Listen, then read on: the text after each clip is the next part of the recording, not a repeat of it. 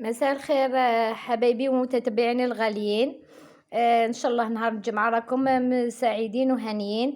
اليوم نتقاسم معاكم واش طيبت اليوم.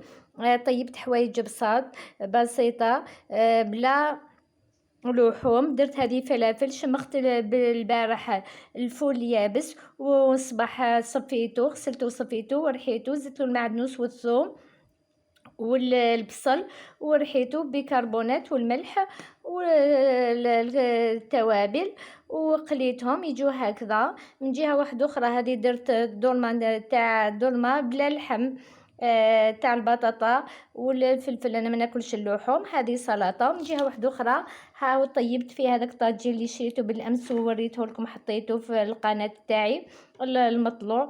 ان شاء الله يعجبكم. وش راني طيبت. ما تنساوش ان شاء الله الاشتراك عندي، وشكرا للجميع.